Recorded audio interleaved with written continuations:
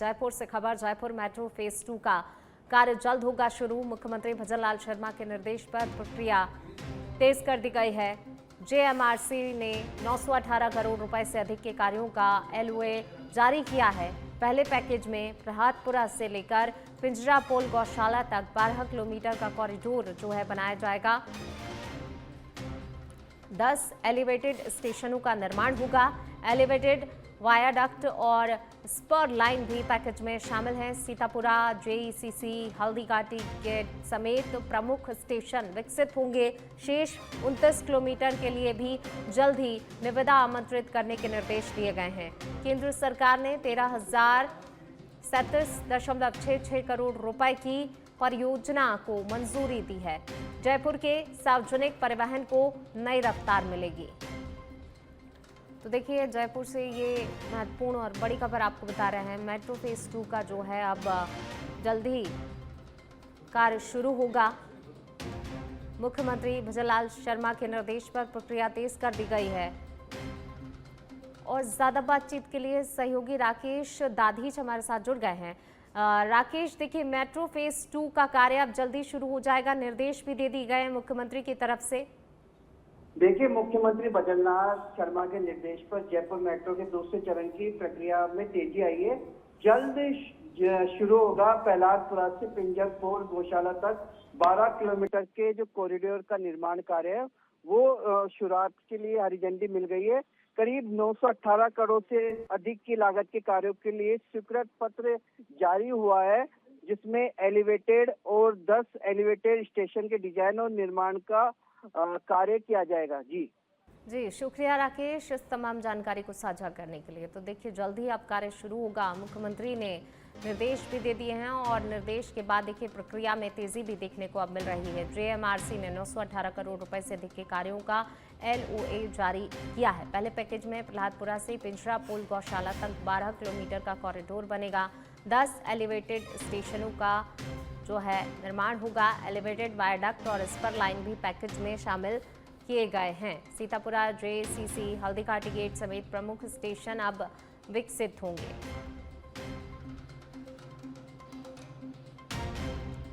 तो देखिए, केंद्र सरकार ने 13,037.66 करोड़ रुपए की परियोजना को मंजूरी दे दी है। सार्वजनिक परिवहन को नई रफ्तार अब मिलेगी इस मंजूरी के बाद। तो मेट्रो फेज 2 का कार्य जल्द ही अब शुरू होगा। मुख्यमंत्री भजनलाल शर्मा ने निर्देशित भी कर दिया है और इस प्रक्रिया में तेजी।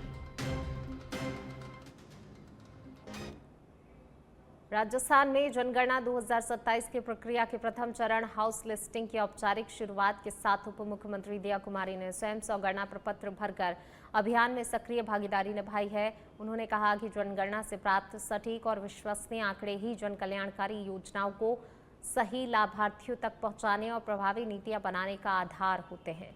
उप मुख्यमंत्री ने प्रदेशवासियों से अपील की है वे जनगणना दल को सही और पूरी जानकारी दें और ऑनलाइन पोर्टल के माध्यम से भी स्वगणना करें। उन्होंने जनगणना को राष्ट्रीय दायित्व बताते हुए कहा कि प्रत्येक नागरिक की सहभागिता विकसित भारत और विकसित राजस्थान के निर्माण में महत्वपूर्ण भूमिका निभाएगी। ये और एक महत्वपूर्ण कदम है। मैंने जनगणना 2027 की स्वगणना डिजिटल रूप से सफलतापूर्वक पूरी की है। आइए संकल्प लें कि राज्य में जनगणना से कोई भी व्यक्ति, परिवार ना छूटे। कृपया जनगणना में भाग लेकर राष्ट्र विकास में अपनी महत्वपूर्ण भूमिका निभाएं। कोटा के सांगोर क्षेत्र स्थित प्रसिद्ध कुलामा बालाजी धाम में आयोजित विवाह सम्मेलन 21 कुंडीय महारुद्र यज्ञ और 108 रामायण पाठ पूर्णाहुति कार्यक्रम में ऊर्जा मंत्री हीरालाल नागर ने भाग लिया। इस दौरान बड़ी संख्या में श्रद्धालुओं की मौजूदगी में धार्मिक अनुष्ठान संपन्न हुए। कार्यक्रम को संबोधित करते हुए ऊर्जा मंत्री ने कहा कि ऐसे धार्मिक आयोजन समाज में आध्यात्मिक ऊर्जा का संचार करते हैं और सामाजिक एकता को मजबूत बनाते हैं। उन्होंने सर्व समाज के निःशुल्क विवाह सम्मेलनों को आर्थिक रूप से कमजोर परिवारों के लिए बड़ा सहारा बताते हुए इसे सामाजिक सहयोग का श्रेष्ठ उदाहरण कहा। कार्यक्रम के अंत में श्रद्धालुओं के लिए महाप्रसाद वितरण भी किया गया।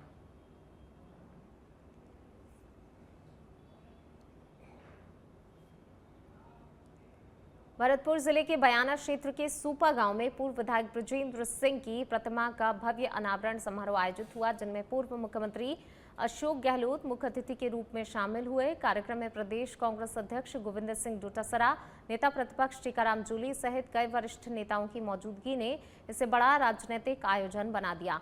जनसभा को संबोधित करते हुए अशोक गहलोत ने केंद्र और राज्य सरकार पर तीखा हमला बोलते हुए महंगाई, बेरोजगारी, बिजली, पानी संकट और स्वास्थ्य सेवाओं को लेकर कई सवाल उठाए हैं। उन्होंने कहा कि आम जनता मूलभूत सुविधाओं के लिए संघर्ष कर रही है। ये आयोजन पूर्व विधायक को श्रद्धांजलि के साथ कांग्रेस के राजनीतिक शक्ति प्रदर्शन के रूप में भी देखा गया। तो साफ सुथरा महिला तो निर्वाह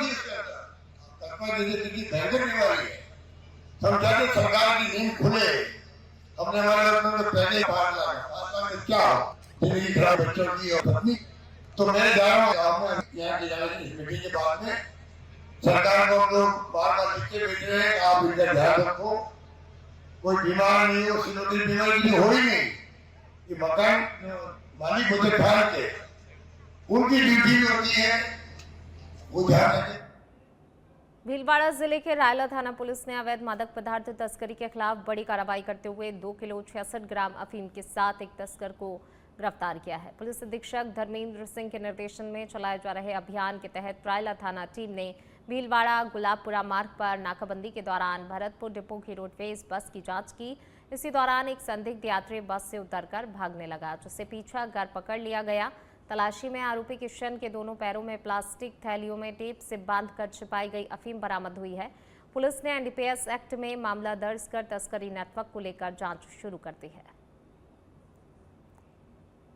भीलवाड़ा से गुलाबपुरा जाने वाले रोड पर नाकाबंदी और वाहन चेकिंग कर रहे थे। इसी दौरान एक भरतपुर डिपो की रोडवेज आई, जो भी नाकाबंदी के दौरान रुकी, उसको चेक करने इसके चढ़े थे। इतने में व्यक्ति रोडवेज से उतर लगा, तो उसके नाम पता पूछा तो किशन बेरवा निवासी उमरिया चित्तौड़गढ़ होना पाया गया, जिसकी तलाशी ली गई तो उसके पास अपने दोनों पैरों पर 2 पॉलीथीन की थैलियों में 2 किलो 66 ग्राम अवैध अफीम बरामद की गई है। और अब खबर है जयपुर से। करनी विहार थाना क्षेत्र में लूट कांड का पर्दाफाश हुआ है। अजमेर बाईपास से युवक को कार में बैठाकर की गई थी लूट। आरोपियों द्वारा मोबाइल छीनकर फोन पे पासवर्ड दिया गया। बैंक खातों से 1.5 लाख रुपए निकाले गए। सीसीटीवी के आधार पर 2 बदमाश गिरफ्तार किए गए हैं। संजय रैगर और हेमंत पाठक पुलिस गिरफ्त में हैं। आरोपियों ने शराब पार्टी के लिए लूट करना कबूला है। वहीं हेमंत पाठक पर पहले भी चोरी नकबजनी के मामले दर्ज हैं। हेड कांस्टेबल दिनेश कुमार शर्मा को सफलता मिली है। एडीसीपी वेस्ट राजेश कुमार गुप्ता की सुपरविजन में कार्रवाई की गई है।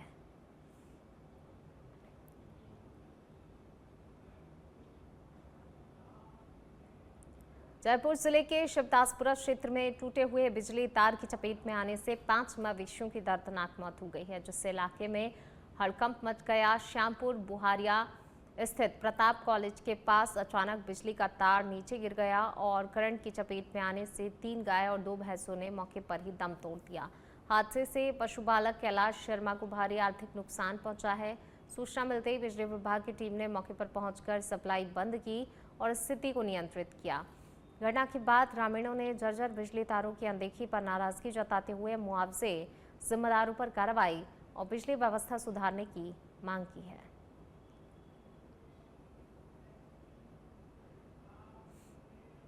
जैसलमेर के लाठी क्षेत्र के लोहटा गांव में इंसानियत और बहादुरी की मिसाल पेश करते हुए 21 वर्षीय यासीन खान ने एक मेमने को बचाने के प्रयास में अपनी जान गंवा दी। बकरियों को पानी पिलाने के दौरान जब एक मेमना खेत की गहरी डिग्गी में गिर गया तो यासीन बिना देर किए उसे बचाने के लिए पानी में उतर गया। तैरना नहीं आने के कारण उसका पैर फिसला और वह गहराई में डूब गया। ग्रामीणों और परिजनों ने उसे बाहर निकालकर अस्पताल पहुंचाया, जहां चिकित्सकों ने उसे मृत घोषित कर दिया। वहीं यासीन की इस दर्दनाक मौत से परिवार पर दुखों का पहाड़ टूट पड़ा। वहीं पूरे क्षेत्र में उसकी बहादुरी और त्याग की भावुक चर्चा हो रही है।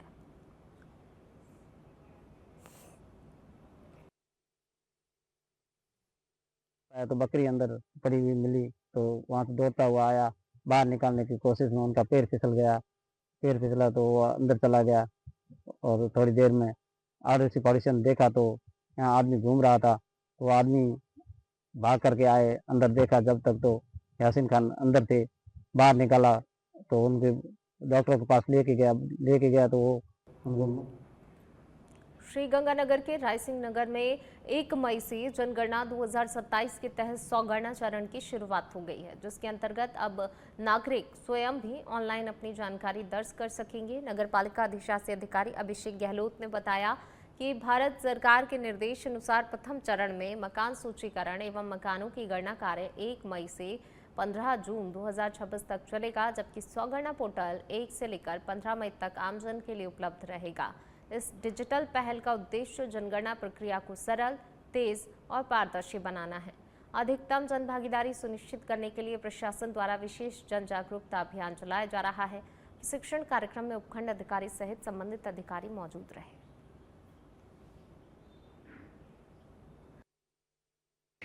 यहाँ पे जो शहर के जो प्रगणक हैं, वो सुपरवाइजर हैं, उनका ट्रेनिंग सेशन यहाँ पे था। और सेल्फ इन्वेस्टमेंट जो है, खुद की जो व्यक्ति खुद ही अपना फॉर्म भर सकता है, उसका आज से स्टार्ट हो गया है। और se.census.government.in पे कोई भी व्यक्ति जाकर उसको कर सकता है। और अगले 16 मई से मकानों का सूचीकरण का काम शुरू होगा। और चूँकि ये राष्ट्रीय महत्व का कार्य है और इसी से देश की आगे की 10 साल की स्कीम्स वगैरह बननी है, तो इनको ये कि प्रत्येक व्यक्ति को भी संवेदनशीलता से इसको काम करना और 100% एवरेज।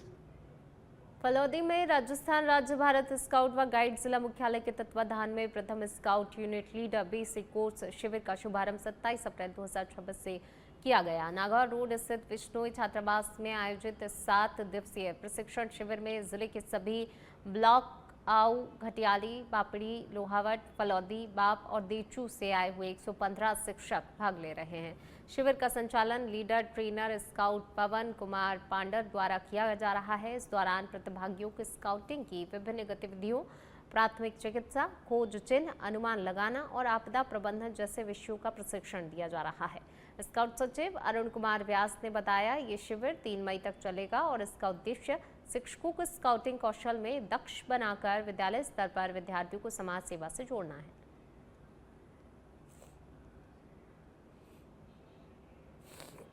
भारत स्काउट गाइड जिला फलौदी मुख्यालय पर ये जो स्काउट शिविर बेसिक कोर्स प्रारंभ हुआ है, इसमें यह आज 4था दिन है। और इसमें समस्त जो हमारे स्काउटर हैं, इनको किस प्रकार से बच्चों को अनुशासित जीवन जिया जा सकता है और सबसे बड़ी बात, विपरीत परिस्थिति में हम किस प्रकार से उस विपरीत परिस्थिति का सामना करते हुए एक अनुशासित जीवन जीते हुए और परोपकारी और सेवा भाव के साथ में इस देश का भला हम किस प्रकार से कर सकते हैं, इस प्रकार की भावना जगाने का। शाहबाद उपखंड मुख्यालय के टिकोए क्षेत्र में सड़क निर्माण कार्य को लेकर विवाद सामने आया है। लंबे समय से सड़क की मांग के बाद स्वीकृति मिलने पर ठेकेदार द्वारा कार्य शुरू किया गया था, लेकिन स्थानीय लोगों के एक समूह के द्वारा काम रुकवा कर दिए जाने से स्थिति तनावपूर्ण हो गई। इससे कि नाराज मोहल्ले की महिलाएं उपखंड अधिकारी कार्यालय पहुंची और ज्ञापन सौंपकर कार्य को जल्द शुरू करने की मांग की। वहीं महिलाओं ने आरोप लगाया कि कुछ प्रभावशाली लोगों के दबाव के कारण ठेकेदार को काम नहीं करने दिया जा रहा है। उन्होंने प्रशासन से मांग की है कि सड़क निर्माण कार्य तुरंत ही पुनः शुरू कराया जाए, ताकि बारिश के मौसम में बच्चों और स्थानीय लोगों को परेशानी का सामना न करना पड़े। इस दौरान कई महिलाएं मौजूद रहीं और उन्होंने एकजुट होकर अपनी समस्याएं रखी।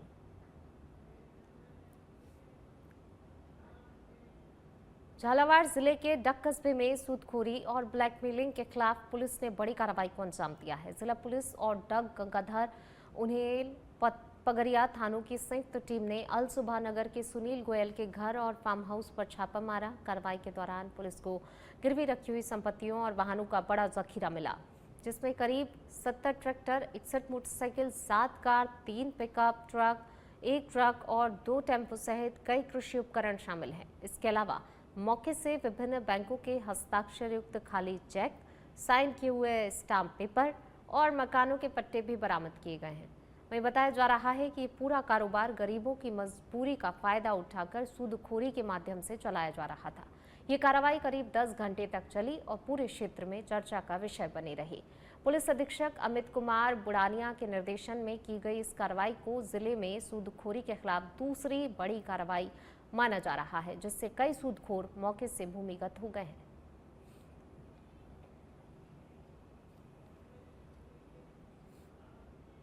भरतपुर के बयाना के सूपा गांव में पूर्व विधायक स्वर्गीय बृजेंद्र सिंह सूपा की प्रतिमा का भव्य अनावरण किया गया।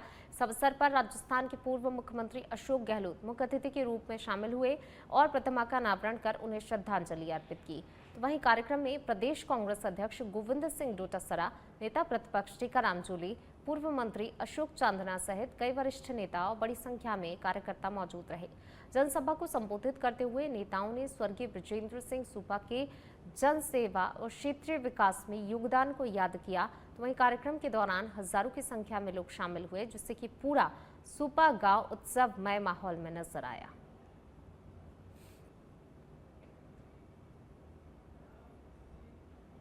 और अब खबर है जयपुर से। कानोता थाना पुलिस ने नकबजनी का खुलासा किया है। नायला कस्बे में मंदिर के पास एक घर में हुई चोरी, पीतल के बर्तन, केटरिंग सामान और गणेश जी की मूर्ति चोरी हुई है। शातिर नकबजन दिलीप योगी गिरफ्तार किया गया है। चोरी का माल खरीदने वाला कबाड़ी शमसू आलम भी पकड़ा गया है। वहीं करीब 2 लाख रुपए का चोरीशुदा माल बरामद किया गया है। पीतल के घरेलू बर्तन, बड़ी गणेश प्रतिमा जब्त की गई है। थानाधिकारी मुनींद्र सिंह के नेतृत्व में इस पूरी कार्रवाई को अंजाम दिया गया। नायला कस्बे में मंदिर के पास एक घर में चोरी की घटना को अंजाम दिया गया। पीतल के बर्तन, केटरिंग सामान, गणेश जी की मूर्ति जो है चोरी गई थी, जिसे बरामद किया गया है। बढ़ेंगे आगे, बात करेंगे पाली की, जहां जिले के सुमेरपुर के व्यस्त राजगुरु सर्किल पर शुक्रवार देर शाम भीषण ट्रैफिक जाम ने आम जन की मुश्किलें बढ़ा दी। सड़क किनारे अव्यवस्थित खड़े हुए वाहनों के कारण यातायात पूरी तरह बाधित हो गया और लंबी लंबी कतारें लग गई। हालात ऐसे बने कि वहां से गुजर रहे मंत्री ओटाराम देवासी का काफिला भी जाम में फंस गया।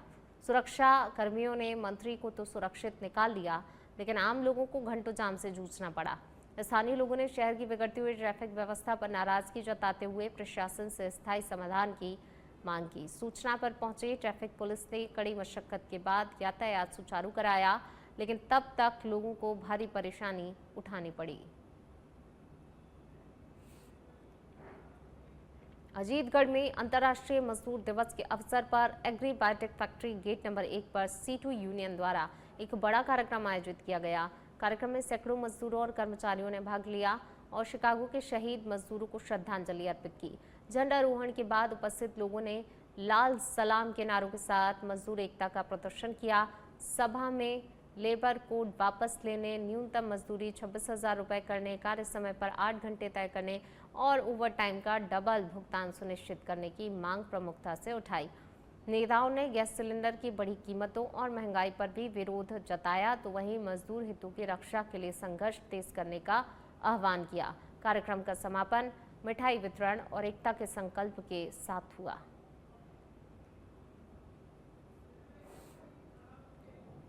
श्री गंगानगर में RUDIP के अभियंताओं और भाजपा विधायक जयदीप बिहाड़ी से जुड़े हुए विवाद को लेकर मामला तूल पकड़ गया है। आरोप है विधायक और उनके समर्थकों द्वारा अभियंताओं के साथ दुर्व्यवहार किया गया। घटना के दौरान मोबाइल फोन छीने गए, जिससे साक्ष्य मिटाने की कोशिश हुई। इसी प्रकरण में Rajasthan council of diploma engineers ने निष्पक्ष जांच की मांग को लेकर जिला कलेक्ट्रेट पर प्रदर्शन किया और मुख्यमंत्री के नाम ज्ञापन सौंपा। संगठन ने मामले की जांच उच्च स्तरीय निगरानी में कराने, CCTV फुटेज सार्वजनिक करने, प्रक्रिया की पारदर्शिता सुनिश्चित करने की मांग उठाई है। इसी के साथ चेतावनी दी गई है, यदि समय पर कार्रवाई नहीं हुई तो प्रदेश भर में अभियंता आंदोलन करेंगे। याद हुआ है कि वहाँ पे हमारे जो इंजीनियर्स महोदय पोस्टेड थे, उनके साथ जो मैन हैंडलिंग हुई है या जो मारपीट हुई है, इसमें राजनीतिक संरक्षण में कुछ लोगों के द्वारा जो भी घटना घटित हुई है, सुनने में ये भी आया है कि उसमें विधायक का, स्थानीय विधायक का, श्री गंगानगर विधायक है, उनका हाथ है और ये सारे लोग राजनीतिक संरक्षण में हैं। और जो इंजीनियर हमारे साथी वहाँ काम कर रहे थे, इतने प्रेशर में काम करते हैं, उसके बाद भी इस तरह की घटनाएं होती हैं, तो ये दुखद है। और इंजीनियर्स का मोरल डाउन करने के लिए इन घटनाओं को हम कहीं से भी जायज़ नहीं ठहरा सकते और इसकी कड़ी से कड़ी निंदा करते हैं।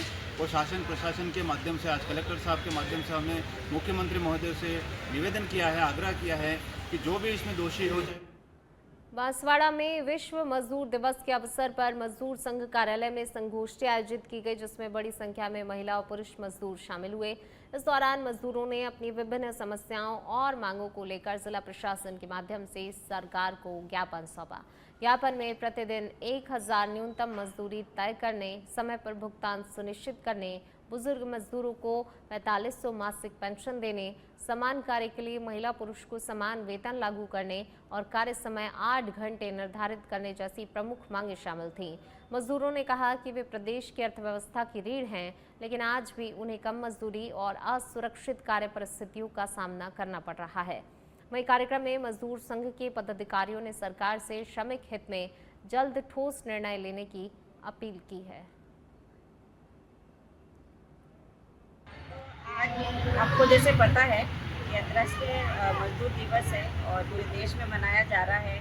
बांसवाड़ा जिले में महिला मजदूर संघ के साथ ये दिवस मनाया जा रहा है और आज इस दिवस में मुख्य जो कार्यक्रम रहा वो कार्यक्रम ये थी, मजदूरों के साथ संगोष्ठी की गई और मजदूरों की एक सामूहिक मांगे पे बात करी, जिसमें मेन जो बातचीत हुई कि न्यूनतम मजदूरी बढ़ाई जाए। जैसे राजस्थान की अभी जो न्यूनतम मजदूरी है वो 285 है, तो मजदूरों की मांग है कि कैसे वो 1000 रुपये हो। डूंगरपुर के सुरक्षित माने जाने वाले सोनिया चौक इलाके में दिन दहाड़े हुई बड़ी चोरी की वारदात ने पुलिस व्यवस्था पर कई सवाल खड़े कर दिए हैं। बेखौफ बदमाशों ने सोने मकान को निशाना बनाते हुए करीब 16 तोला सोना, 1 से 1.5 किलो चांदी के जेवरात और 2,70,000 रुपए नकद चोरी कर लिए। पीड़ित जयराज श्रीमाल के अनुसार वह सुबह दुकान पर गए हुए थे और दोपहर में लौटने पर घर का सामान बिखरा मिला। हैरानी की बात ये रही कि बदमाश चोरी के बाद कमरे को बाहर से फिर ताला लगाकर फरार हो गए। सूचना पर पहुंची कोतवाली पुलिस ने मामला दर्ज कर सीसीटीवी फुटेज के आधार पर जांच शुरू कर दी है।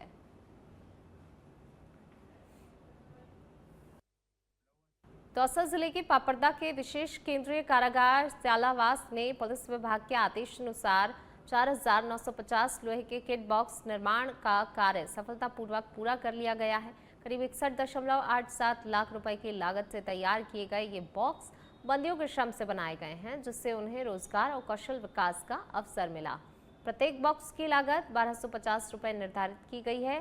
जेल प्रशासन के अनुसार अब तक 2600 से अधिक बॉक्स विभिन्न पुलिस इकाइयों को वितरित किए जा चुके हैं। इस परियोजना में पारदर्शिता के लिए थर्ड पार्टी वेंडर के साथ MOU किया गया है, जिससे कि विभाग को लगभग 3% लाभ हुआ।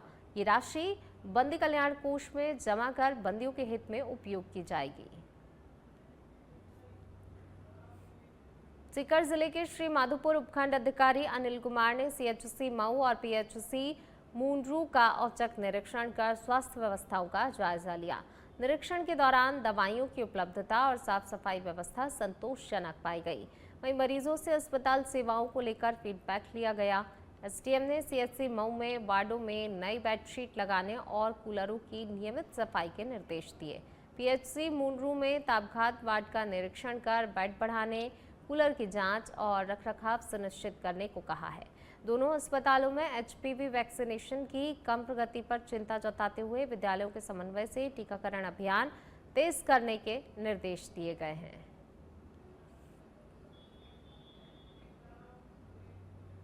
चुरू जिले के सरदार शहर में घंटाघर से राज्य के अस्पताल जाने वाले व्यस्ततम मार्ग पर नगर परिषद की लापरवाही एक बार फिर सामने आई है, जहां सड़क के बीच बनी टूटी चैम्बर जाली में ऑटो धंसने से बड़ा हादसा होते होते टल गया।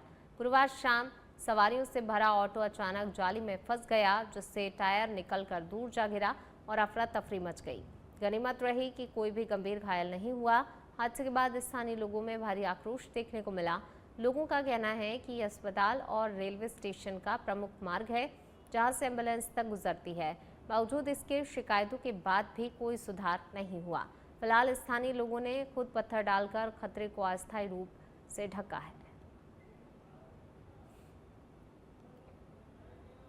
अंधार कड़ा मतलब यहाँ से टैक्सियाँ और वगैरह निकलती है। प्रशासन सो रहा है, ये 4 महीनों से हैं लगातार वैसे तो, लेकिन ध्यान नहीं दिया। अकस्मात ये घटना हो रही है। टेम्पा वगैरह रहा, इतने दिन तो ऐसे चल रहा था। ये लोहे की जाली गल गई, अंदर से चली गई है। इसलिए प्रशासन ज़्यादा से ज़्यादा ध्यान दे। मेन रोड है, ये ट्रैफिक व्यवस्था सुधारो। शानदार कड़ा मतलब यहाँ से टैक्सियां और वगैरह नहीं। माउंट आबू स्थित नक्की झील पर पिपली पूनम के पावन अवसर पर आदिवासी समाज का विशाल जमावड़ा देखने को मिला। इस मौके पर गड़ासिया जनजाति सहित हजारों श्रद्धालु पारंपरिक वेशभूषा में पहुंचे और इसे आदिवासियों का महाकुंभ माना जाता है। सिरोही, पाली, उदयपुर, भीलवाड़ा, स्वरूपगंज सहित आसपास के क्षेत्रों और गुजरात से आए हुए श्रद्धालुओं ने नक्की झील में अपने पितरों की अस्थियों का विधि विधान से विसर्जन कर पितृ तर्पण किया। मान्यता है कि गरासिया समाज के लिए नक्की झील हरिद्वार के समान पवित्र स्थल है। पूरे दिन धार्मिक अनुष्ठान, पूजा अर्चना, पारंपरिक लोक नृत्य चलते रहे, जिससे कि वातावरण भक्तिमय हो गया। भारी भीड़ को देखते हुए अबुराज अबरोड मार्ग पर यातायात दबाव बढ़ गया और कई जगह पर जाम की स्थिति बन गई। सुरक्षा व्यवस्था के लिए गोमाराम चौधरी के नेतृत्व में पुलिस बल तैनात रहा और यातायात नियंत्रण के विशेष इंतजाम किए गए।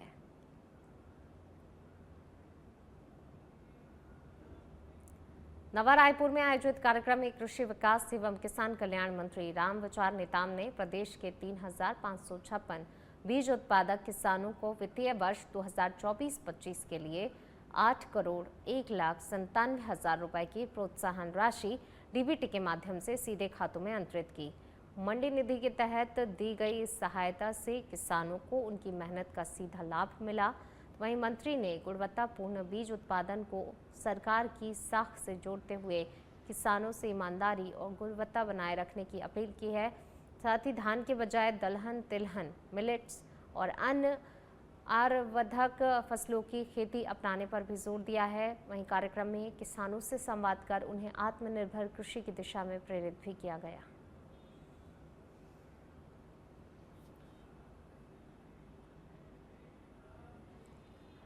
मध्य प्रदेश के देवास राज्य शासन के निर्देशानुसार जिले में स्लॉट बुकिंग के आधार पर पंजीकृत किसानों से 2625 रुपये प्रति क्विंटल की दर से गेहूं उपार्जन का कार्य चल रहा है। कलेक्टर ऋतुराज सिंह ने गुरुवार को सोनकच्छ, संवरसी, बुलासा और विपणन सहकारी समिति द्वारा संचालित उपार्जन केंद्रों का औचक निरीक्षण किया। कलेक्टर ने बिलिंग काउंटर, उपार्जित गेहूं की गुणवत्ता और तोल की जा रही बोरियों के वजन की जाँच की।